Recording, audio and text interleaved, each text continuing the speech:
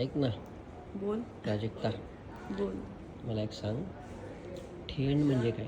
हा ठेण ठेण ठेन मला नाही माहिती. ठेन मी ऐकलं नाही. अरे एका ठिकाणाचं नाव आहे. ठेन हां, वेलकम टू ठेण असं लिहिलेलं असतं. आगला स्टेशन ठेण.